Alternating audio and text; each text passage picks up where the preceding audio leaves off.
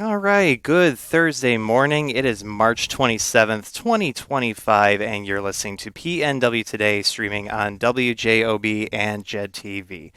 This is Kale Wilk. I serve as Communications Specialist in the Office of Marketing and Communications. And for this late March program, we've got a couple really great topics on the docket. To start out for today, we're going to be talking all things artificial intelligence, one of those really good buzzwords that we got out there in the academic and professional world. And joining me to be able to help talk about artificial intelligence, just going down the line here, we have Kaya Farrington, who is a second year computer science major at PNW. Kaya, good morning. Thank you so much for being here. Good morning.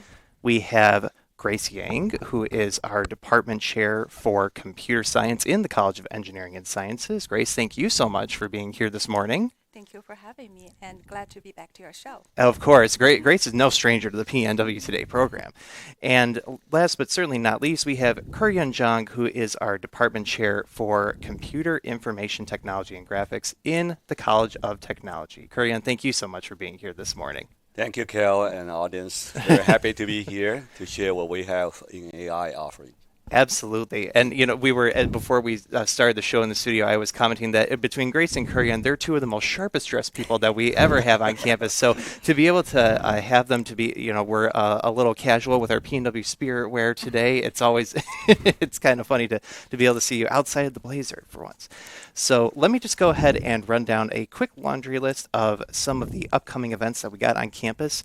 We were also just talking that April is, it has no shortage of busy days on campus at PNW. Coming up on April 17th, we're going to be having Days of Discovery. So with that, that's our annual research symposium where PNW students and faculty members showcase some of the different research and scholarship that they've been doing on campus. And so there's going to be a whole segment of activities that are going to be planned for that day. And that's actually going to be the second segment that we're going to have on the PNW Today show this morning. We'll have Dr. Michael Zimmer to be able to share more about that. But again, that's on April 17th. And if you want to learn more, pnw.edu/discover, that's where you can find out additional information. Kind of similar to Days of Discovery, shouting out College of Technology, the Technology Day Showcase is going to be coming up on April 24th, and that is going to be starting around 11 a.m. Again, good segment of activities that are planned for that, as well as students being able to display and showcase some of the research projects and designs that they have been working on. And that's going to be taking place in the concourse at the Student Union and Library Building on the Hammond campus. If you're a prospective student or you're a family member and you're looking to learn more about Purdue Northwest, there's a couple really great opportunities that are coming up.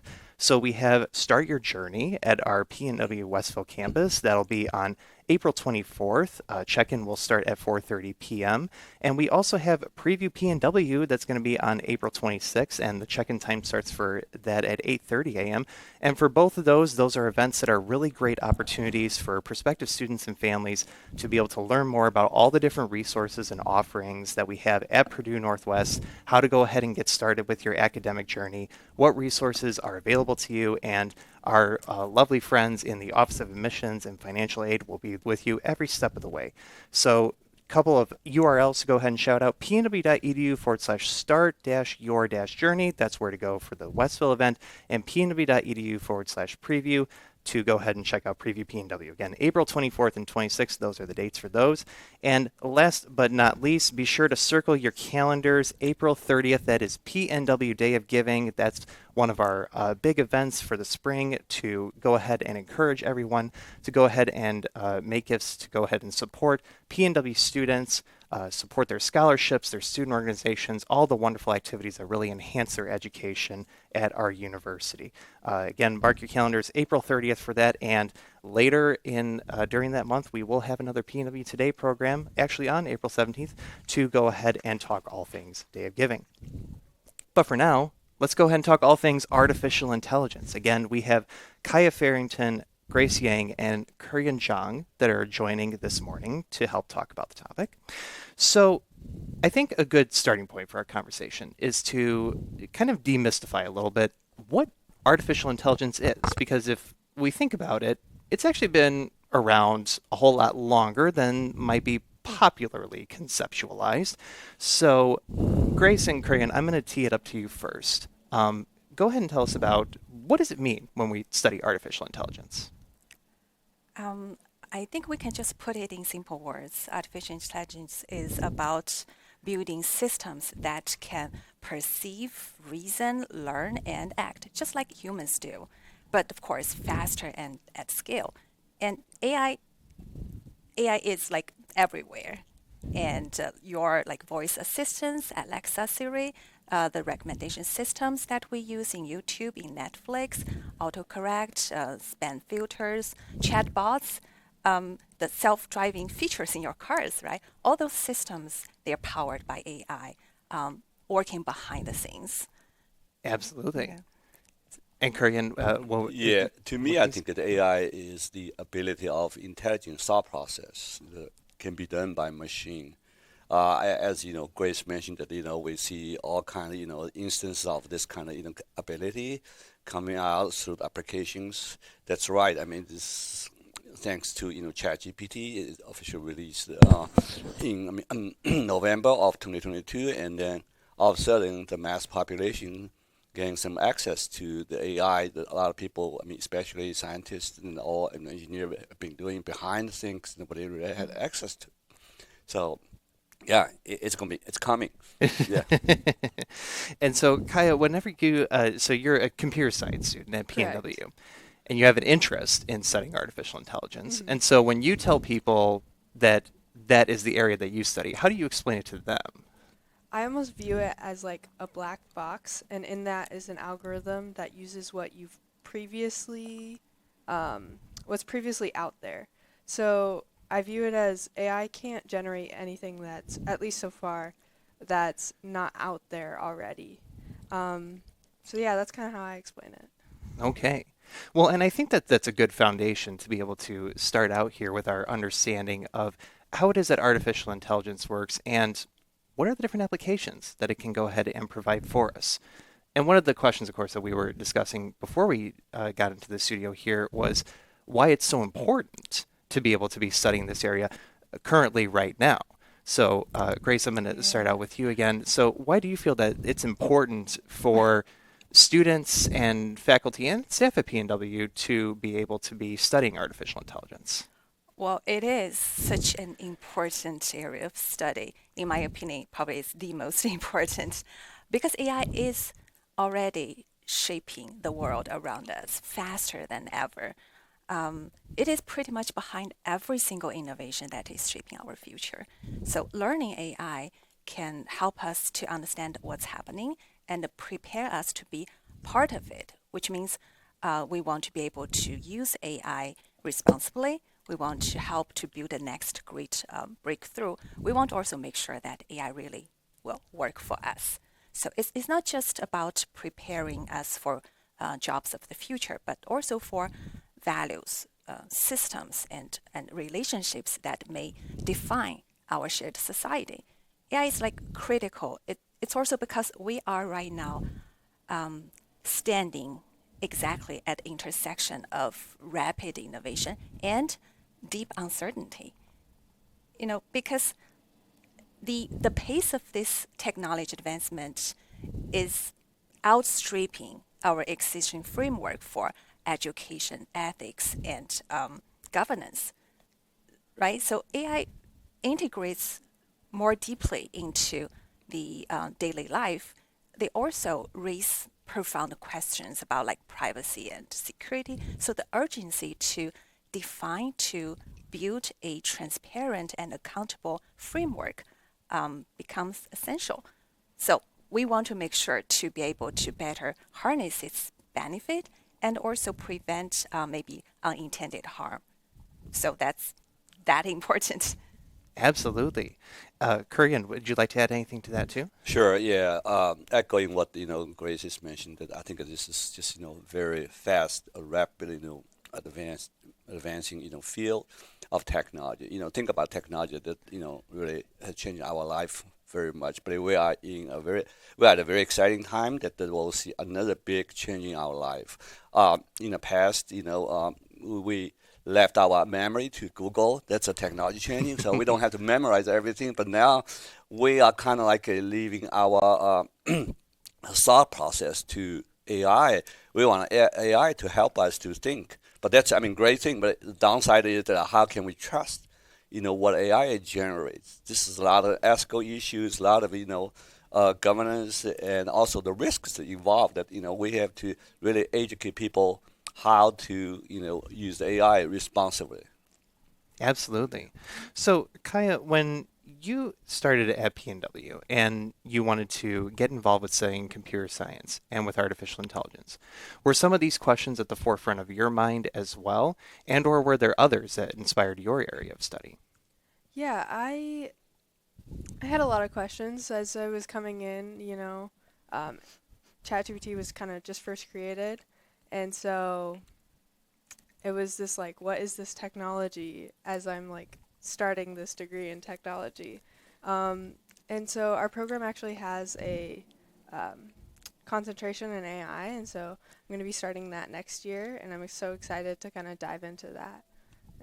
And Abs- actually, even my research kind of goes over that, as Young was saying, with the security aspect of like, what program are we gonna do to also keep in check the AI? Absolutely. And we are definitely going to be looking forward to teeing that up so that you can share what the applications and implications are going to be for that just in a few minutes. But you do bring up a good point as well about some of the different program offerings. And the great thing about having a couple of awesome department chairs from PNW here is to be able to share all the different opportunities that PNW students have to be able to talk about artificial intelligence. So, Grace or Kurian, whoever would like to go first, talk a little bit about some of the different program opportunities in computer science, cybersecurity, um, computer information technology, and applied artificial intelligence that PNW students at the undergrad and the master's level can be involved in. Yeah, you're right. We have in computer science, we offer degree programs at both undergraduate and graduate levels in areas such as artificial intelligence and data science. So our curriculum contains a full stack of AI topics, including like data mining, machine learning, computer vision, robotics, natural language processing, AI safety and ethics. So all these courses are built on top of our computer science foundational course, such as algorithm and logic, as well as a set of practical skill courses like programming and software design. And programs at undergraduate, graduate levels are also slightly different. Our undergraduate program is designed to equip students with a strong grounding of computer science fundamentals, critical thinking, and key AI concepts, principles, tools, applications. So we want to prepare students for either immediate entry into the tech workforce or for further study. And at the graduate level, the learning deepens into specialized fields like deep learning and scalable AI systems. And also, the education aims at more like innovation and leadership. So, students are prepared for more specialized positions in industry and research. But in our programs, both undergraduate and graduate students benefit from applied learning opportunities, experiential learning opportunities like collaborative projects with industry where students can apply their skills and gain some like professional experiences. Mm-hmm. Yeah. Absolutely. Yeah, the recognizing the importance of AI by our faculty and our stakeholders of our program and especially advisory industry advisory boards. So we intentionally put AI in our curriculum, whether in computer information technology or with cybersecurity. Specifically for cybersecurity, we also think about how to prepare students to be the next generation of workforce that is needed by the industry, by the government out there. So we have several courses already. I mean, AI courses already in the curriculum, including machine learning, intro to AI, as well as responsive AI. And at the graduate level, we already have launched the MS in applied AI. It's again application oriented, very hands-on. We want students to be able to develop different applications with AI. And at the graduate level, we also have a DTech program that a lot of students actually are involved in the AI-related projects because our college have received quite a few, federal funded projects. I mean, then they are tied to AI. So this really can help students prepare their, knowledge, skill, that needed by the, workforce. Absolutely. And it's great that both of you mentioned the programs for artificial intelligence. So for computer science, concentration in artificial intelligence at the undergraduate level, and for the College of Technology, the specific implementation for a Master of Science in applied artificial intelligence. So for both of your departments, you have specifically helped model some programs that help expand on some of this critical area of need to be able to address. Yeah. And if I may add to it, as Yeah. educators, we also have a responsibility to demystify the AI concept to a wider audience, like helping people to understand its potential and the challenges. So we do that through K-12 outreach, community engagement. So like on April the 7th, PNW will host a AI STEM Discovery Day event, and it's an immersive one-day event that we will introduce to high school students and teachers fundamentals and applications in AI. So in those activities, we're trying to frame AI in more accessible terms, make it approachable and relevant to people in order to empower more people to participate, question, and learn. And of course, also to attract more students into this field of study. Yeah, absolutely. Well, and we were just talking before we came in the studio that between computer science and cybersecurity, I mean, your departments have got students that are just eager to get into your programs because they want to be able to have their hands in on these applied learning opportunities to be able to understand artificial intelligence. Kaya, I'm going to go ahead and tee you up again here. So, as you were mentioning earlier, you have been doing research that involves artificial intelligence, and you are going to be set to be presenting at the Women in Cybersecurity Conference a little later this spring as well. So, go ahead and tell us about how you got inspired to pursue the particular research that you're doing and what the scope of it is. Yeah, so around November, my professor, Shukri Abatine, he approached me and he was like, "Hey, I see you have great potential here," kind of thing, and was like, "Would you like to do research with me?" And I was so honored to be picked and that kind of thing. And from there, he was like, "Let's feel out, like, choose something that you're going to be interested in." And so my current research is going over generative AI and how to protect original artwork from it, because currently with copyright laws and that kind of thing, they're not caught up to the current standard, and so whenever anyone posts anything online, it can be used for generative AI for the most part. So I wanted to have a program maybe that artists could use to kind of put up a security, and if they wanted to allow Gen AI to use it, then they could, but Gen AI has to ask for those permissions. And so I'm so excited. I'm going to be presenting next week. So Excellent. We love to be able to hear that, and congratulations on that opportunity, thank of you. course. So, with getting the opportunity to work on this research with one of your faculty member instructors at PNW, how has that made you feel where you've had this opportunity to be able to do something that's really tangible and applicable to something that's that you're interested in? Yeah, well, I'm a sophomore, and so a lot of our classes aren't, they're hands-on, but they're not like, we haven't got delved into like projects and that kind of thing. So it's very exciting to kind of have this real world experience to like go out there and dabble in two things that I'm very interested in, and combining both subjects is so amazing. Like, I'm so excited. Absolutely. And so I also want to tee up for everybody here for the applied learning opportunities. Help expand on why that's really important for our PNW students to be able to have those as something that augments what they're learning in the classrooms with their instructors.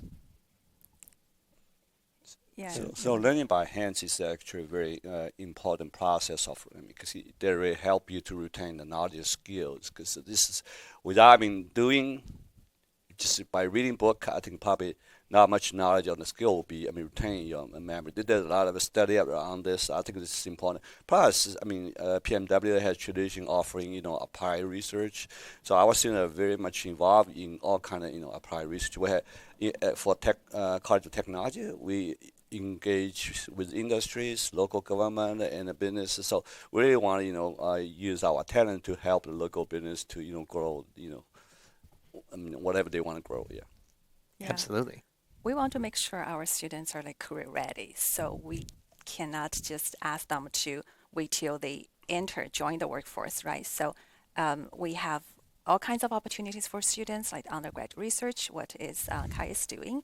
We also have a lot of extracurriculum activities inside classroom, outside classroom to help students to work on, hands-on projects with a real-world setting.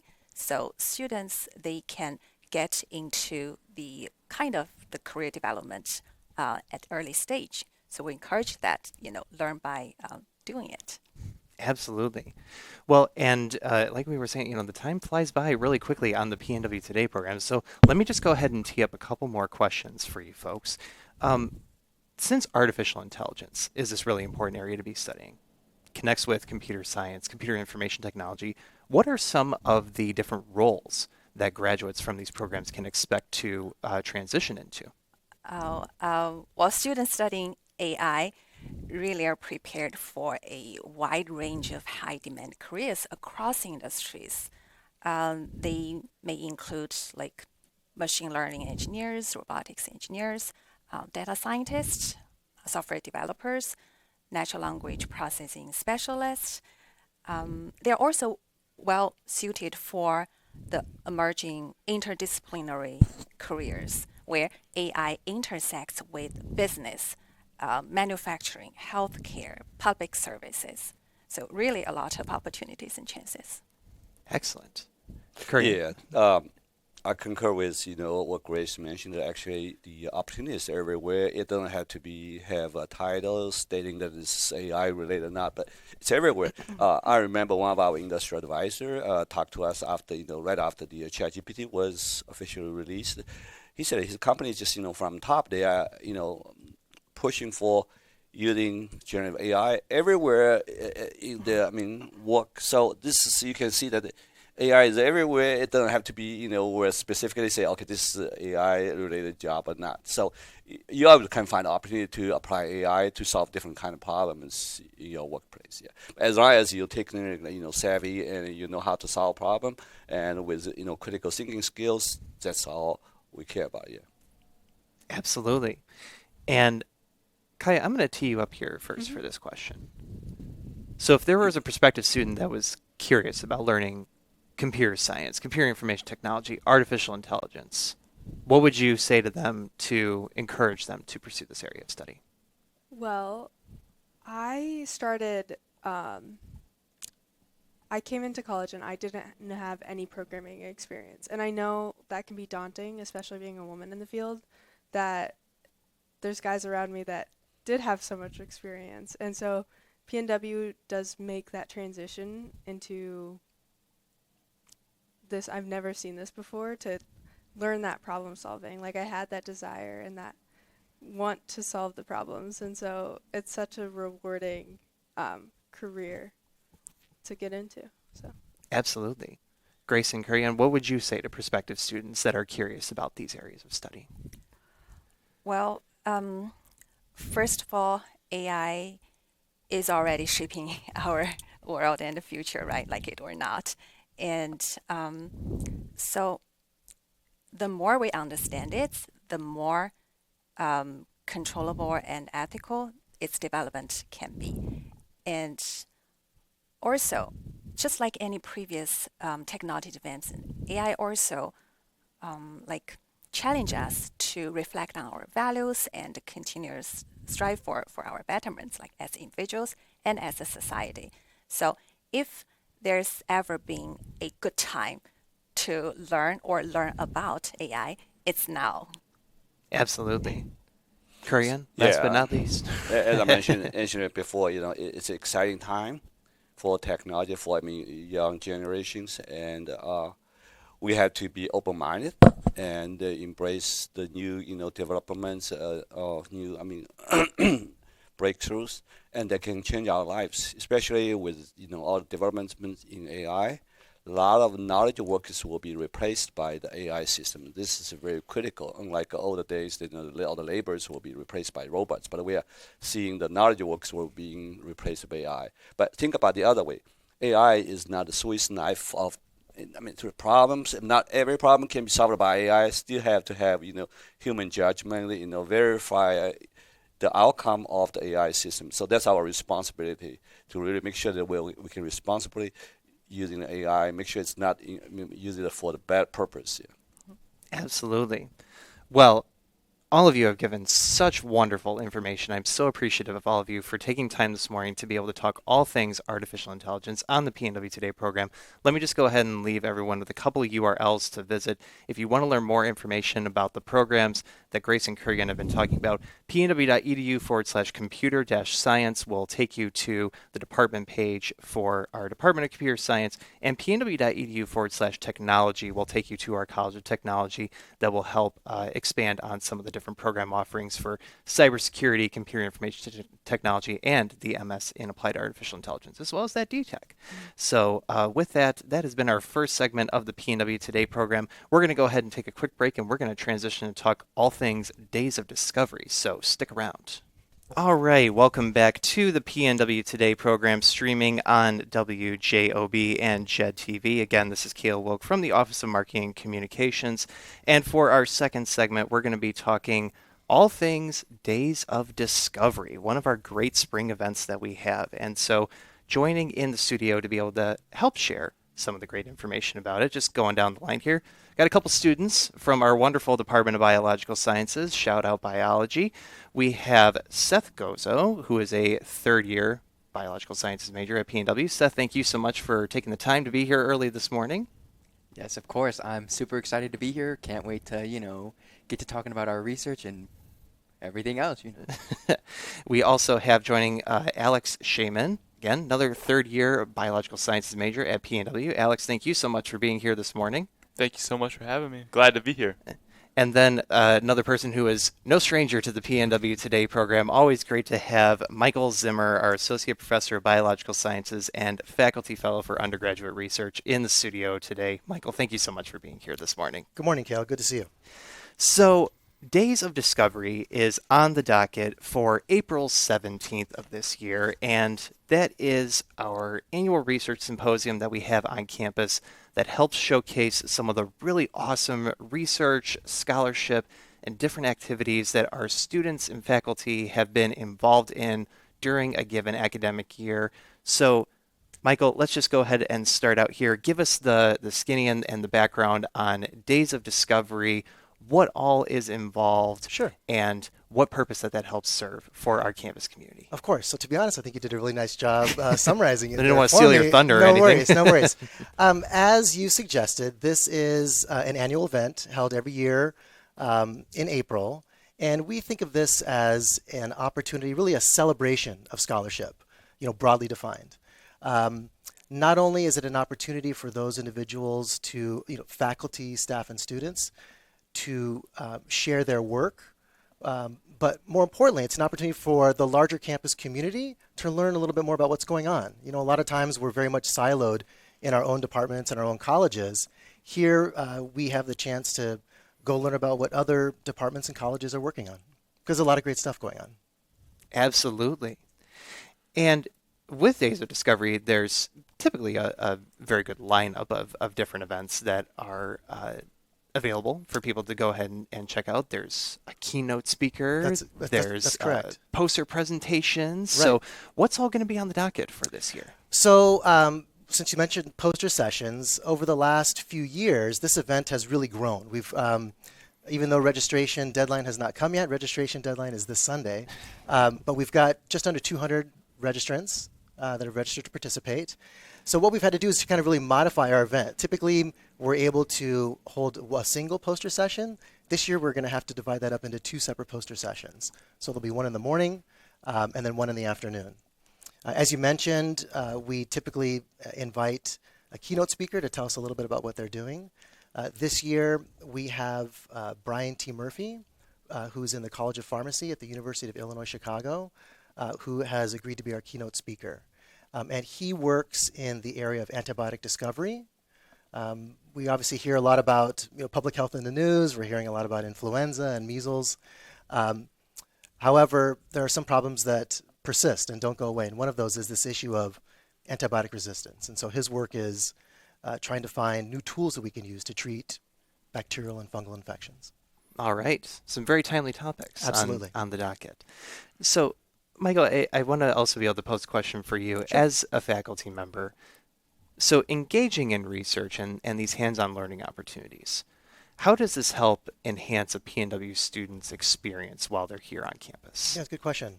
So, one of the reasons I wanted to get involved with this is because of my own experience. I mean, I was, as an undergraduate, like these gentlemen here, I had the opportunity to work with a faculty mentor. It really is a different and a complementary way of learning, right? You can read about things, but it's learning by doing, which is very different and I think incredibly valuable. Absolutely. Well, and there's also that public speaking and presentation component of it too. Absolutely, right? So again, scholarship broadly defined isn't just about working in a lab or working in the office or in the field. The other part of that is sharing your work, right? So people publish, people go to conferences, people go on radio shows to talk about what's going on. Absolutely. So for Seth and Alex, I'm going to go ahead and tee up a few questions for both of you. So how about to start out, go ahead and speak on how you came to be at Purdue Northwest and how you became interested in your particular field of study. Seth, I'm going to go ahead and start with you. Gotcha. Well, I'm from Northwest Indiana. I grew up in Crown Point, attended Crown Point High School and everything. And to me, it was really just kind of like the attractiveness of, PNW. It's local to me. It's not too far. I'm able to live at home and, have that support from my parents and everything. But really, one of like the most major things that drew me here to PNW was really like the small class sizes to me. I feel like the majority of my classes, I'm really able to develop a very like personal relationship with the professors. And if I have questions, if I have personal questions, if I need advising on certain things going on in my life, or like applying to grad school and everything like that, I have these people who I know I can go and talk to, and who I know, like, in a sense, I feel like they really care for me, instead of just, I'm not just a student to them, but I'm a person. Absolutely. And we always love to be able to hear that. So thank you. Of course. Alex, how about for you? How did your journey start at PNW? It's actually pretty similar to Seth's. We actually went to the same high school. I grew up in Crown Point and attended Crown Point High School. And it was definitely very tough to decide where I wanted to go to school. I had a lot of options. I was, deciding whether I'd go away or stay here. And I ultimately decided to attend PNW, which I'm actually very happy with the decision I made. It's just great to live at home, just have all the support from my parents and just be able to have, low cost as well. But just most importantly, which I totally agree with Seth, it's just the ability to have personal, close relationship with all your professors. Whether you see them in a building and they can recognize who you are, you have a conversation with them. So it's just, that's what really, I guess, drew me. It's just the smaller class size, which I enjoy so much, and just happy to be here. Excellent. And go ahead and talk a little bit about, so biological sciences. How did both of you come to choose that as your selected major? Seth, I'll go ahead and start with you. Gotcha. Again. Well, in a sense, I always had like kind of an interest in like kind of the STEM field and everything in a sense, but I wasn't necessarily like the biggest fan of, per se, like mathematics and everything. I was really drawn towards, like, in high school when I was taking like my AP biology class and AP chemistry class and other classes similar to those I felt like really like drew me in and really caught my attention, and I was like, wow, sometimes it may be hard, studying for that test or, learning that equation, learning that reaction and things like that. But, it was something that I felt like I just really enjoyed and just really drew me in. And now I'm here. Excellent. Alex, how about for you? Yeah, I guess what really drew me was just like my experiences in high school, taking all the different classes like English, math, science. and I've always never been the best with English. It's just never had, I guess, the interest for me, writing and all that. So I think what really did it for me, which is we had the same class, the AP biology class, that really sold me on science. It's just so interesting and fascinating to see, how the body responds to all the different, compounds and substances out there, and it's just how it can all work together, and it's so complex. It just really fascinated me. So once I got to PNW, I was like, biology, it has to be the one. And I'm just so happy to be able to take all these classes, learn about all the different disciplines within the world of biology, and which he has definitely touched on in his classes too. Absolutely, It's just absolutely. so cool how there's so much we don't know about biology, and we're still conducting a lot of research like we are doing, just to kind of get the full picture of how biology is done. Absolutely. Well, Michael, that's got to just warm your heart to be able to hear such Absolutely. zeal for biology, And to right? hear that, not only a class, but presumably an instructor had such a big impact, right, on their trajectory. Absolutely. So for the research component, let's talk about it. So for Days of Discovery this year, what is going to be the scope of your presentation? What have you been hard at work on? So in a sense, our research is mainly about the investigation about vaping induced like lung cell damage. So, we're really investigating how, we grow lung cells in our lab in enriched media and everything, and we expose these cells to different concentrations of the chemical vapors from obviously the e-cigarettes and vaping devices, and expose those cells to it, and in a sense, you know, put those cells under stress and measure how like at the different concentrations and compared to the control, which would be obviously no exposure to vaping concentrations, to see how they grow. And we also investigate different kind of like protein inflammatory markers, which if you weren't vaping, they're usually not activated or elevated or there, but on some considerations, with the vaping, we have seen that there are plenty of protein inflammatory markers that we've seen. So, Hmm. And how did you get interested in this particular topic? well, in a sense, I always like when I came to PNW, I wanted to get in research like right away. I was nervous to like go up to some professors and everything, but I had this one really good biochemistry professor. His name is Dr. Farrar Gambedza, and I remember just briefly hearing about it before from one of his other students, and he was discussing about, vaping and how he's doing research on vaping. And I thought, well, vaping was like kind of like originally like a method, invented to kind of reduce smoking and, try and get people to quit smoking and everything. But in a sense, it's kind of completely backfired and, had the opposite effect of what it was meant to have. So really when I heard my professor, discussing about that topic and everything, it's something that really drew me in because it was something that I know is extremely relevant and in the now. Hmm. Alex, how about for you? How have you felt getting to participate with this research? It's just been great. I guess the big thing for me, yeah, was like when I got to PNW, I wanted to kind of get my foot in the door and, try and get some research experience just to build my lab skills. And it's just awesome too to be able to participate in something that, like you said, is relevant in the now and how it could, impact people 15, 20 years down the line with their health, whether it's like different physiology with the lungs, like cancer and all that. So it's just great to be able to participate in directly in the research as well because, at a lot of big schools, you might not have like a role where you're directly participating in the research. So to be able to work with Dr. Farai Gambedza and just be able to directly carry out all the experiments for him, it's just been great and it's been a great learning experience for me. Absolutely. Michael, to kind of help augment that, I'm going to tee up a question for you. So at PNW, our biological sciences students, for example, they have a great array of lab spaces and technology and tools to be able to use for their different research projects. Can you help expand on that a little bit? Sure. Yeah, we're quite fortunate actually. Even not only do students have access to, a broad range of resources, but fortunately, in terms of the breadth of expertise, our particular department is about as wide as you can get, right? We've got individuals with expertise in microbiology, the ecological sciences, organismal biology, more clinically related sciences. So there are lots of options for students to gain experience in a broad array of biological sciences. Absolutely. So, Seth and Alex, when you were working on your research and you first started, Mhm. what were some of the takeaways that you had, or some of those, what would we call them, perhaps firsts that you had that maybe you didn't expect when you began your research?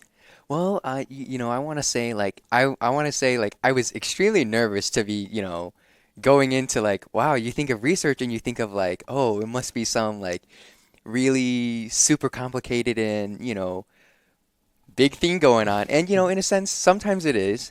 But, we had a really, we were very fortunate to have our mentor, Dr. Farag Mbedza, who really like showed us everything. Really, if we have questions, he's like, don't be afraid to ask. And it, obviously trial and error. We made our mistakes and everything in the lab and everything. But, just the overall growth and everything, I want to say it's just been such an amazing experience so far. So. Hmm. Alex, would you agree with that? Yeah, I would totally agree with that. I guess the big thing that surprised me the most was just like I guess how slow like a research process goes. Like, you kind of have the goals and expectations, but they don't always go according to plan, or maybe you have to modify your procedure and methods. But it's just been great to kind of learn how to carry out this research, and we just kind of have to come up with original ideas based off reading you do, and just kind of keep working to test them. And if they don't go according to plan, kind of just see where you can improve and just keep working from there. Absolutely. Well, we love a good dogged work ethic when it Mm, comes for to Totally. sure. research.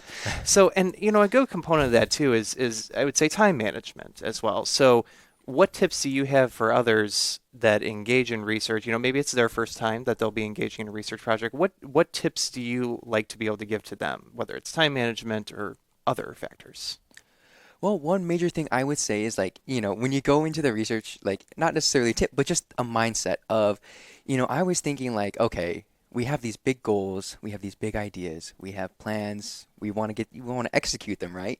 But, you can't go into that the mindset of like, we're gonna get this done in like 1 month or something like that. In a sense, it's like every day we spend in the lab, it's just, it's baby steps. And you just have to understand that, like, things aren't going to happen necessarily right away. I mean, they can, but typically they don't. It's just baby steps and everything, leading up to the overall broad goal and everything. So I would say just go, for people, go in with the mindset that, like, it's going to be a little bit of a grind and it's going to be a little bit of a hike. So, go in, take your time, and just make sure, like, you're learning everything you can, you're maximizing the time, and you just do everything you can, do your best. So, Absolutely. Yeah, I And Alex, totally agree with him. And I guess to build off that, it's just like the importance of kind of just communicating with all your lab mates and all that. Because, you might understand something one way, but, they might be struggling. So I guess just that's the biggest thing. It's just, like you said, kind of keeping your goals realistic, taking it one thing at a time, and just kind of keeping the work balance, making sure you don't get too overworked or anything like that. absolutely. Well, Mike, Yeah, I want to tee up the question for sure. you too. I mean, these two have done such a great job explaining some of the different perspectives about the good tips for research. Absolutely. What would you like to offer from the faculty member I will say perspective? this to kind of follow up on their answers. I really enjoyed hearing about, their answers to your questions because, clearly they have learned about the nature of research and scholarship because they've done it, right? And so you don't realize how slow it is until you go and do it. A lot of times I think people, their major takeaways from labs, which is very cookie cutter, and you think, oh, it's easy. I'm just going to follow this recipe and I'm going to go discover this, and the prices come rolling down. But it is a slow go. And then Alex just mentioned, working with others. I mean, these are the soft skills that you can learn, being part of a team, coordinating schedules. What were you able to do? I'm going to pick up from here. Let's, meet up this day. These are the things that often don't get highlighted, but the students have an opportunity to learn, and this will translate into real world. It is real world. Absolutely. Another question that I'll tee up for you is so just for, let's say you have a hypothetical student that enters biological sciences. Sure. What would you estimate is a good place where they start to move out of the foundational courses and then they start to get some of those opportunities for hands-on research? So we always encourage, so one of the things that we're encouraging of is we need to make sure that students are aware of the opportunities to begin with, right? So most of the majors here at PNW have some type of course, first year experience, something to that effect, where they get the opportunity to learn about not only the campus, but the department. So I know in biological sciences, faculty will come in and tell a little bit about, what they do. Now, that may be a little early, but at least they get to know, okay, this individual works on that, this person's got a background in, pharmacy, whatever it is. As you get exposed to things, you kind of begin to learn about what you enjoy and what you maybe don't like so much. But we always encourage students, go up to faculty, right? Both Seth and Alex mentioned that one of the advantages is small class size. We're going to pass you guys in the hallways. We see you in classes. Our doors are open. So stop by. Faculty are always happy to talk about what it is that they do. And so it's pretty simple. And, I know Seth had mentioned it sounds a little intimidating, but it's not. Like, we're people, right? And so stop by and just see if faculty are currently in the process of taking students. And if they're not, who else or what other places they might go to get some experience. Mm-hmm. Well, and certainly with that one-on-one time, whether that's office hours or additional meetings, that's all the more opportunity for them to be able to talk about, not just their courses, but also what their other dreams and aspirations are and how faculty members can help make those connections or those recommendations for them. That's exactly right. I think that, we are always happy to share our own personal experiences. I think for most of us, it wasn't a straight line. I know that I changed majors a few times until I found my particular route. And that's all part of the process. And we can share those experiences with students and let them know, like, if you don't know right away, like, that's perfectly fine. Most people don't. Mm-hmm. And to add to that, what I would say is that I would argue that's kind of the point of being at university, is that you're exposed to things that you didn't know existed. Mm-hmm. And, how do you know if you like them until you get a chance to learn a little bit more about it? Exactly. So with a research opportunity and getting to present at Days of Discovery, when Seth and Alex are going to be going on to their next steps after undergrad, how does presenting at Days of Discovery or even another conference help a student if they want to enter the professional world or go on to graduate study? Sure. So again, it sounds like, at least with Seth and Alex in particular, they've already had a taste of what it is like to do research. So that's a huge advantage, right? So if you're comparing that to someone who feels like they may want to pursue a master's or doctorate, but really hasn't spent time, doing any type of scholarship, they may not necessarily know what they're getting into. And that's not necessarily something you want to pursue, right? You don't want to go down a path that a year later you find, well, I don't enjoy this, right? You want to get a chance to sample it, to get an appetizer beforehand. I'm trying to remember what your question was with the follow-up. So, okay. So the other thing was, to Alex's point, you get a chance to work with people, and that's real world, right? If you're developing those soft skills, you're much more comfortable talking about your work, highlighting why it's important. You're at an interview for a graduate program or for an interview, you can talk logically about what you were working on, why you did it, why it's important. And I think that's going to help you. Exactly. And I guess if it's fair to offer up, I think, in my perspective, it's that ability to be able to ask questions and to stay curious that helps fuel not only your learning, but also how you're going to be able to apply these different skills out in the real world. So Seth and Alex, let me go ahead and ask. This is always the big question, and if you don't have the answer right away, it's obviously no sweat. But where do you see yourselves going as you are working on your undergrads in biology and, following graduation? Where do you ideally see your careers going? Well, for me personally, I would say I definitely I'm planning on pursuing some sort of graduate level, studies, particularly in probably I'm thinking like the healthcare field and everything like that. And really when I started doing this research, it really like struck an interest in me of like, obviously I'm considering, going to graduate programs, pursuing a healthcare, related fields and everything like that. But it's also like struck the idea of me like maybe like research also would potentially be like a a good path, a good field to go into also. So Absolutely. And Alex, how about for you? Yeah, I after school I kind of see myself attending graduate school as well. My goal has been to go to PA school, but definitely after doing this research, it's definitely struck an interest in me as well. Just how I could apply my skills I've learned in undergrad here and all the different courses and research and try to go to the next level and maybe do some research one day. So I've definitely had my options open, and I think this research here has definitely kind of opened my eyes to how science is done and just the importance of actually doing research and further pursuing and further taking the field of medicine further and just giving us a better understanding of how everything works in our body. Absolutely. Well, and of course, if there's any interest in graduate study, that gentleman right there with the PhD, it would be a great resource to be able to talk to.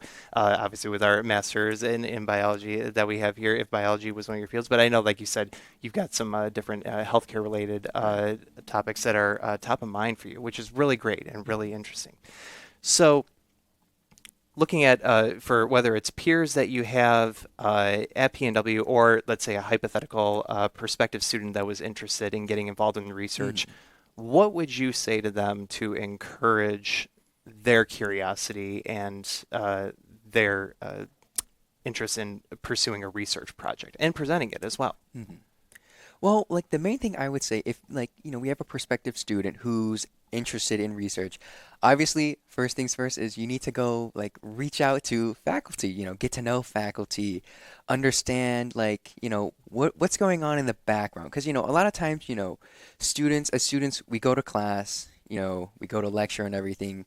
We listen to lecture and, we go home, we study lecture, prepare for the exam, but we don't necessarily always get to know about like, okay, this professor teaches biology 101, right? But you might not know that also that professor is doing research, say, in like cancer biology or another specific field like that without actually going to talk to them. So a main thing I would say for prospective students interested in research is really just you got to go find those opportunities or just learn about them first. And that all starts with, reaching out to mentors and teachers. So, Absolutely.